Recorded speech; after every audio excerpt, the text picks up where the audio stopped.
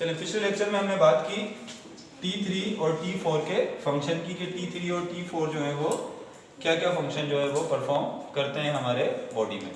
इसके बाद हम देखते हैं कि अगर इनकी एबनॉर्मल सिक्रीशन हो, मतलब अगर T3 और T4 हमारी बॉडी में बहुत ज़्यादा सीक्रेट हो रहे हैं या बहुत कम सीक्रेट हो रहे हैं, तो उसकी वजह से प्रॉब्लम क्या आएगा।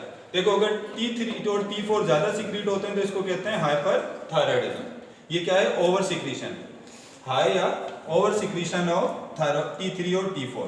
अगर T3 और T4 आपके बॉडी में कम सीक्रेट होंगे, अंडर सिक्रीशन होगी, तो उसको कहेंगे हाइपोथायराइडिज्म। अच्छा, अब इधर देखें, अगर हाइपरथायराइडिज्म होता है, आपका थायरोक्सिन बॉडी में अगर ज्यादा हो जाता है, तो उसकी वजह से जो डिजीज काज होती है, उस डिजीज को हम क्या कहते हैं? उसको हम कहते हैं ग्रेव्स डिजीज। सही है ना? इसको हम क्या कहते हैं? Graves disease. चलो, ग्रेव्स डिजीज के सिम्टम बाद में देखेंगे। ग्रेव्स डिजीज के जो है वो सिम्टम से पहले ग्रेव्स डिजीज का काज देख लेते हैं कि ग्रेव्स डिजीज की वजह क्या है। यानी ये यहाँ पर कह रहा है कि इसमें क्या होता है, थायरोक्सिन T3 T4 हार्मोन ज्यादा रिलीज होते हैं। इनके ज्यादा रिलीज होने की वजह क्या है? इनके ज्यादा रिलीज होने की वजह क्या है? तो देखो, ये कह रहा है कि ये यहाँ पर जो ये डिजीज है, ये किस वजह से? ऑटो इम्यून डिजीज है। ग्रेव्स डिजीज क्या है? ये ऑटो इम्यून डिजीज है। अब इसका मतलब क्या है कि ऑटो इम्यून डिजीज का? तो देखो, मैं आपको बताता हूं कि होता असल में क्या है। थायराइड ग्लैंड के हवाले से कुछ बातें याद रखनी, याद तो नहीं रखनी है, बस एक चीजें इंफॉर्मेशन आपको दे रहा हूं इस हवाले से, क्योंकि आप ग्रुप में तो नहीं है, लेकिन जस्ट बता रहा हूं। देखो, थायराइड ग्लैंड हमारी बॉडी का वाहिद ग्लैंड है जो अपनी सिक्रीशन को स्टोर भी कर सकता है, वरना अक्सर ग्लैंड अपनी सिक्रीशन को ज्यादा देर स्टोर नहीं कर सकते, बना के फौरन इनको क्या कर देते हैं? ब्लड में पोर कर देते हैं। लेकिन ये क्या करता है? ये स्टोर भी कर सकता है। आपको पता है कि ये अपनी सिक्रीशन को 3 महीने तक क्या कर सकता है? स्टोर कर सकता है। अच्छा, होता क्या है, जब थायरोक्सिन हार्मोन यानी T3 और T4 बहुत ज्यादा रिलीज हो रहे होते हैं, सही है ना? अब anterior lobe of pituitary gland से कौन सा हार्मोन आ रहा है? Thyroid stimulating hormone. और ये जाकर स्टिमुलेट कर रहा है किसको? थायराइड ग्लैंड, कि वो क्या रिलीज करे? T3 और T4 रिलीज करे। आपको पता है, जब T3 और T4 बहुत ज्यादा हो जाते हैं, तो ये T3 और T4 खुद जाकर अटैच हो जाते हैं किसके साथ? एंटीरियर लोब के साथ, और उसको मैसेज देते हैं कि अब ये TSH सिक्रीट करना बंद कर। जब ये थायराइड स्टिमुलेटिंग हार्मोन सिक्रीट करना बंद करेगा, तो थायराइड ग्लैंड भी T3 T4 सिक्रीट करना क्या कर देगा? बंद कर देगा। ठीक है ना? बाकी तो क्या होते हैं? इनहिबिटरी हार्मोन होते हैं, लेकिन इसका कोई इनहिबिटरी हार्मोन नहीं होता। यानी T3 और T4 खुद ही जाकर उसको क्या करते हैं? नेगेटिव फीडबैक, आप आगे पढ़ोगे नेगेटिव फीडबैक क्या होता है, तो उसको नेगेटिव फीडबैक देते हैं कि अब उसने क्या करना है? इसकी सिक्रीशन को बंद कर देना। लेकिन होता देखो क्या है, बाज़ दफा क्या होता है कि हमारे अपनी बॉडी की एंटीबॉडीज आपको पता है ना, फर्स्ट ईयर के अंदर पढ़ा था, कुछ एंटीबॉडीज होती हैं जस्ट लाइक दिस। कुछ एंटीबॉडीज होती हैं, दे आर मिमिक का मतलब यहाँ कॉपी। किसकी कॉपी करते हैं? TSH की, थायराइड स्टिमुलेटिंग हार्मोन। यानी thyroid stimulating hormone anterior lobe से नहीं आ रहा पिट्यूटरी ग्लैंड के पास। ये कौन है? आपकी अपनी ही एंटीबॉडीज हैं जो मिमिक मतलब कॉपी किसकी कर रही हैं? TSH की। और ये आ जाती है किसके पास? Thyroid gland.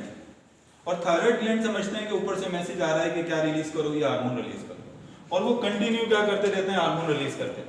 मतलब थायराइड ग्लैंड के साथ क्या हो रहा है? एक तरीके से धोखा हो रहा है, मैसेज वहां से नहीं आ रहा है, उनको तो जाके ब्लॉक कर दिया है, लेकिन ये आपकी अपनी ही कुछ एंटीबॉडीज जो है वो किसके मिमिक हो गई है? मतलब किसकी कॉपी बन गई है? थायराइड स्टिमुलेटिंग हार्मोन की। और वो जाकर बार बार इसको स्टिमुलेट कर रही है और रिलीज कर रही है। तो इसका मतलब क्या होगा? बॉडी में क्या बढ़ जाएगा? T3 T4 हार्मोन जो है वो बढ़ जाएंगे, और उनके बढ़ने की वजह से कौन सी डिजीज हो जाएगी? ग्रेव्स जो है वो डिजीज हो जाएगी। अब देखो, ग्रेव्स डिजीज के सिम्टम क्या है? हाई मेटाबॉलिक रेट, जाहिर बात है मेटाबॉलिज्म कराता है। T3 जब ज्यादा हो जाएगा तो आपका मेटाबॉलिक रेट क्या होगा? बहुत ज्यादा हो जाएगा। इतनी आपको एनर्जी की जरूरत होगी भी नहीं जितना बॉडी को ये क्या बनाकर दे रहा होगा? एनर्जी। और एनर्जी जब ज्यादा मिलेगी, जाहिर सी बात है आपका हार्ट बीट जो है वो क्या हो जाएगी? रैपिड हो जाएगी, और क्या हो जाएगी? इरेगुलर हो जाएगी। नर्वसनेस हो जाएगी, इसकी वजह से ब्रेन पर भी इफेक्ट होगा, और क्या होगा? नर्वसनेस हो जाएगी। और एक और चीज होगी जो आपकी बुक में नहीं दी हुई है, केपीके की बुक में दी हुई है, एक्सोप्थैलेमिया। एक्सोप्थैलेमिया ये है ना आपकी, उसमें होगा, बुक इन्फो बॉक्स में होगा, लेकिन उसमें नहीं दिया होगा। एक्सोथैलेमिया जो है ये बेसिकली होता क्या है, जो आईज होती है ना, आईज जो है वो बाहर की तरफ प्रोट्रूड हो जाती है, बाहर निकली, आई बॉल जो है वो कहाँ निकली हुई होती है, बाहर की तरफ। अक्सर लोगों का देखा होगा कुछ की आई बॉल जो है वो ऐसे कहाँ निकली हुई होती है, ऐसे बाहर की तरफ निकली हुई होती है। अच्छा, कुछ लोगों की तो नेचुरल होती है और कुछ लोगों की इसकी हार्मोन के ज्यादा होने की वजह से होती है। अब पहचाना कैसे जाएगा कि ये नेचुरल है या हार्मोन के ज्यादा की वजह से है? नेचुरल जो होती है उनके नीचे से स्वेलिंग नहीं हो रही होती, वो नॉर्मल होती है। लेकिन क्या होता है, जो आई बॉल बाहर निकली हुई है और साथ साथ में आंखों के नीचे स्वेलिंग भी हो रही है, ऑर्बिट जो होते हैं आंखों के, वहां पर क्या हो रही है, स्वेलिंग भी हो रही है, तो वो क्या है, इसका मतलब ये है कि ये किसकी वजह से, ये जो है वो ग्रेव्स डिजीज की वजह से, या आप कह सकते हो कि ये किसकी वजह से है, हाइपरथायराइडिज्म की वजह से है।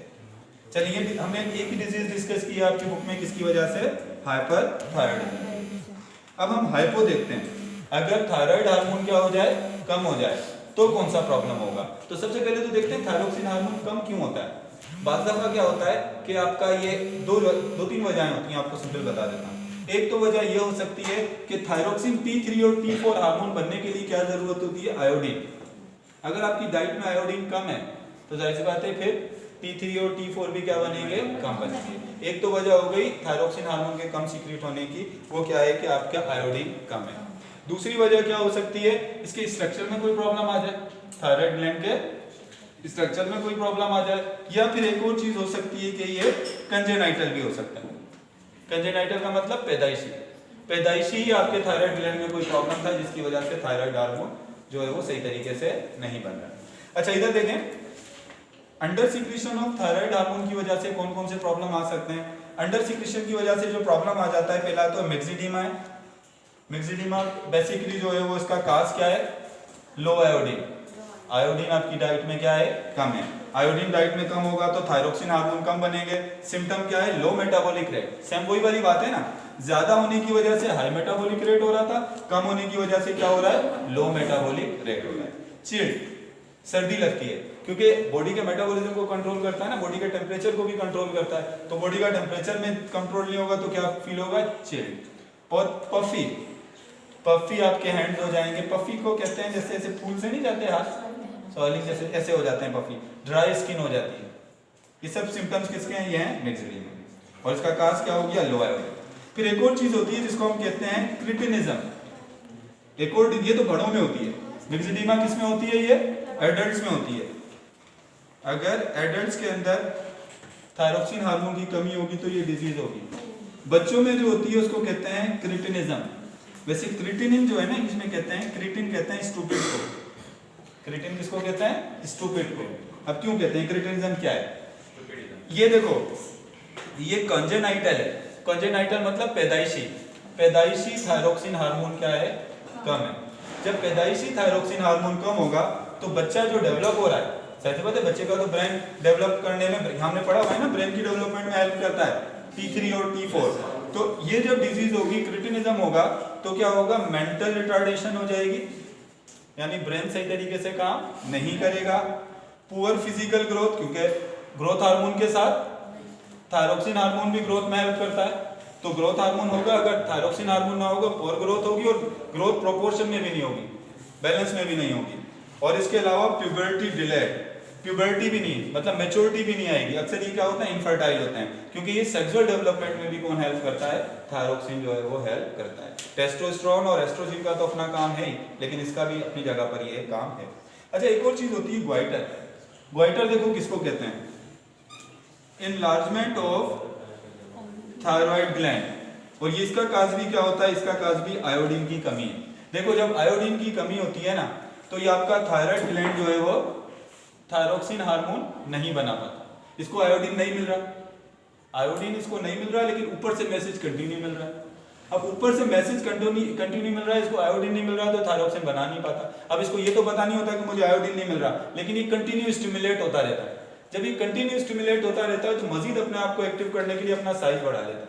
क्या बढ़ा लेता है, अपना साइज को जो है वो क्या कर लेता है, इनलार्ज कर लेता है। तो यहाँ पर अक्सर लोगों को आपने देखो गर्दन फूल जाती है, जिसको हम क्या कहते हैं, जिसको हम कहते हैं ग्वाइटर। ये अक्सर उन जगहों पर होता है जहां पर डाइट के अंदर क्या होता है, आयोडीन कम है, जहां पानी में आयोडीन क्या है, कम है। आजकल तो सॉल्ट भी मिल रहे हैं आयोडीन वाले, तो इस वजह से आयोडीन की कम थरपारकर वगैरह में आप देखोगे ना, वहाँ पर आपको अक्सर ई क्वाइटर वगैरह मिलेंगे, क्योंकि वहाँ लोगों की न्यूट्रिशन जो है वो वैल्यू जो है वो क्या है, थोड़ी सी पुअर है, तो इस वजह से वहाँ पर ये डिसऑर्डर आपको मिलेंगे। तो इट वाज ऑल अबाउट, हमने किसकी बात कर ली, हमने बात कर ली सिक्रीशंस की, और सिक्रीशंस में हमने दो हार्मोन अभी T3 और T4 की बात करी थी, इसके फंक्शंस की बात कर ली थी पिछले लेक्चर में, सही है। दोनों के फंक्शन एक जैसे होते हैं, इनके हार्मोन के ज्यादा और कम होने की वजह से कौन सी डिजीज है ये भी हमने डिस्कस कर लिया। अब इसका एक तीसरा जो हार्मोन है वो कैल्सीटोनिन, ठीक है, अभी कैल्सीटोनिन की भी बात कर ली, इसको मैं रेस कर दूं, नोट कर चुके हो? चलो बात कर लेते हैं, यहीं पर बात कर लेते हैं कैल्सीटोनिन की।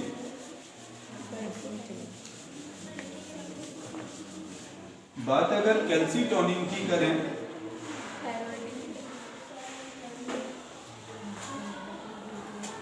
चलो कैल्सीटोनिन में जो हार्मोन है जो कहां से सीक्रेट हो रहा है, थायराइड ग्लैंड से। लेकिन कैल्सीटोनिन हार्मोन कब रिलीज होता है, किस स्टेट में? जब आपके ब्लड में क्या होगा, हाई लेवल ऑफ कैल्शियम, जब आपके ब्लड में कैल्शियम आयन क्या हो जाएगा, ज्यादा हो जाएगा, हाई हो जाएगा कैल्शियम, तो क्या ब्लड में जब कैल्शियम हाई हो जाएगा तो क्या रिलीज होगा, कैल्सीटोनिन। अब कैल्सीटोनिन ब्लड के लेवल को, इसका काम क्या है,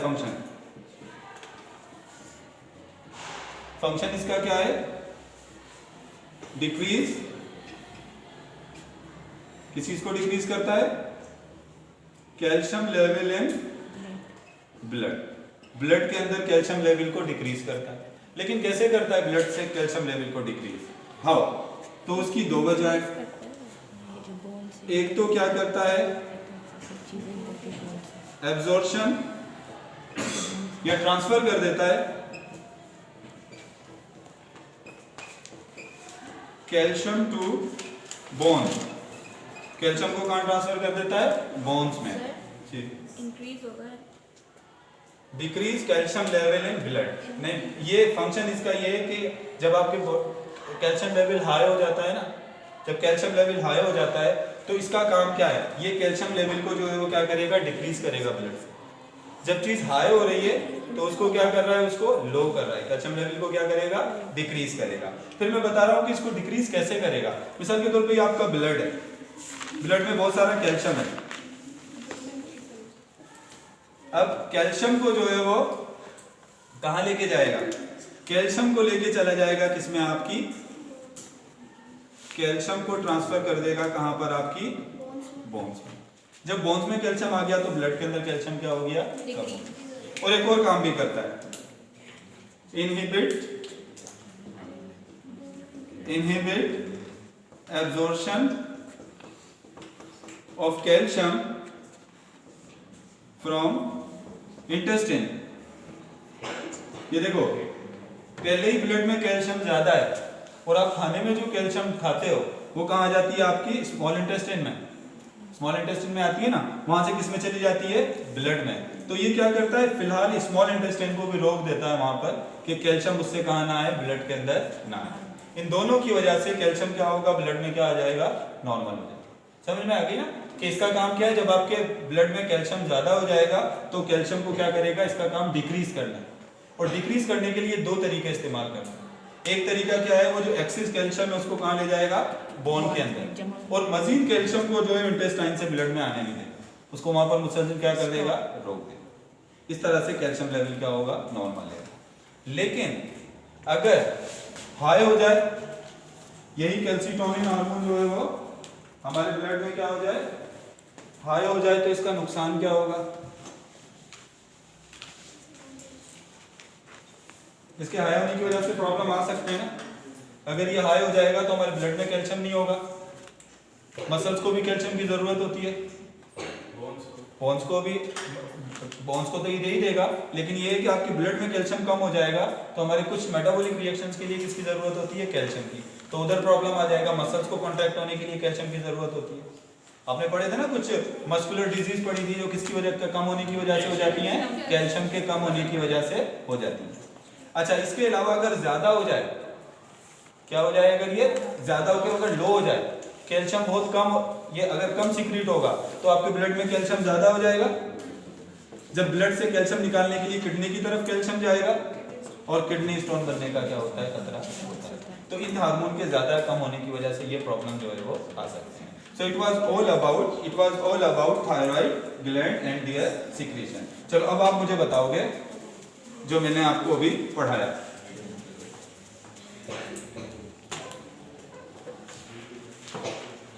थायराइड ग्लैंड की secretion. Thyroid gland 3 hormone secrete करता है। कौन आएगा बोर्ड पर लिखने के लिए? थायराइड ग्लैंड 3 हार्मोन सिक्रीट करता है। कौन आएगा, जल्दी आ जाओ। 3 हार्मोन के नाम यहाँ कौन लिख के जाएगा? सर आ जाओ।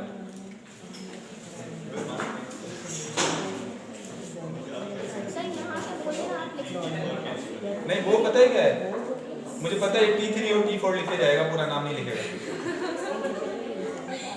ऐसे ही हो ना, T3 और T4 लिख के जाओगे इनके नाम। ये देखो ना, मुझे पहले पता है पूरा नाम। और ये अब T3 का पूरा नाम बताओ ना।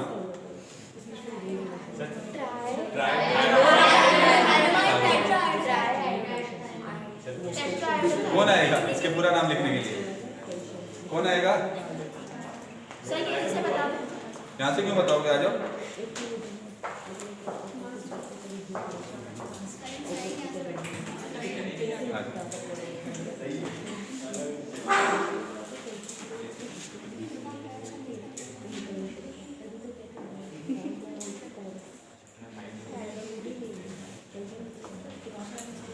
सही लिखा?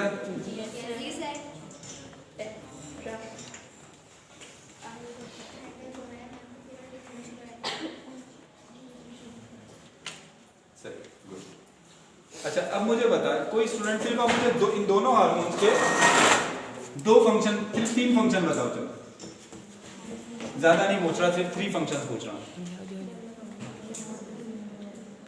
इतने सारे फंक्शन आपकी बुक में लिखे हैं ना, 3 फंक्शन बताओ मुझे। हाँ बताओ, ऐसे ही बता। प्रमोट करता है basal metabolic rate of the body. Basal metabolic rate of the body. Nervous muscle maturation. Glucose catabolism. इसमें जो है ये क्या करता है, हेल्प करता है। अच्छा मुझे एक और बात बताओ, अगर T3 T4 हार्मोन कम हो जाए तो कौन सी डिजीज होती है? इसको कहते हैं, इस कंडीशन को कहते हैं हाइपर। अगर ज्यादा हो जाए तो इसको क्या कहते हैं? और इसकी वजह से डिजीज कौन सी होती है? ग्रेव्स डिजीज होती है। सही सर, ग्रेव्स की बोलते हैं कबर। अच्छा अब इधर आ जाओ। सर ये साइंसदान था जिस उसके बाद नाम दिया साइंटिस्ट है वो। जैसे उसका है एक और जो डिजीज होती है, जो नर्वस डिजीज थी, हमने पढ़ा था अल्जाइमर, वो भी साइंटिस्ट का नाम था। अच्छा अब इधर आ जाओ, ये हो गया। अगर कम हो जाए तो कौन सी डिजीज होगी? और वो तो इसको कंडीशन को हाइपोथायराइडिज्म कहेंगे, मैक्सिडिमा होगा और क्रिटिनिज्म। क्या फर्क है मैक्सिडिमा और क्रिटिनिज्म में? सर वो एडवांस होती है। और थायरोक्सिन हार्मोन के कम होने की वजह से थायराइड इनलार्ज हो जाता है, इसको क्या कहते हैं? गोइटर। चलिए नेक्स्ट लेक्चर में हम जो है वो डिस्कस करेंगे किसको? पैराथायराइड ग्लैंड को डिस्कस करेंगे।